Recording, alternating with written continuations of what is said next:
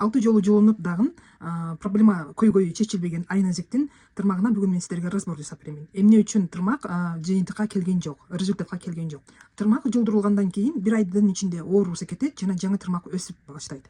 Жаңы тырмак өсүп келгичектин тырмак өзү 1 айда 1,5-2 мм өскөндүгүнө байланыштуу жаңы тырмак могул жерден өсүп полностью ушул жака чейин келиши үчүн бул бизге минимум 6 айдан 8 айга чейин убакыт керек.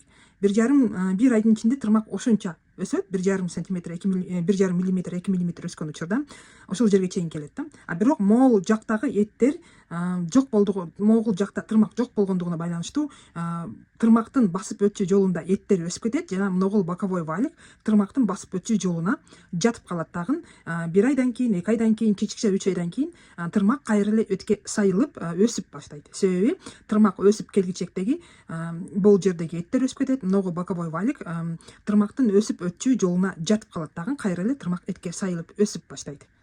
Ошондо биз тырмакты жолдурганыбыз менен проблемабыз чечилбейт, көйгөйүбүз кайра эле башталып баштайт. Эми бул тырмакты кантип түздөйбүз титандын жардамы менен? Кызыктуу болсо анда деген бул разбордун экинчи бөлүмүн көрүңүздөр. Бул видеого лайк басып, бөлүшүп, репост кылып, тырмагы этиге сайылып өскөн жана буралып кеткен досторуңуздарга жиберип коюңуздар.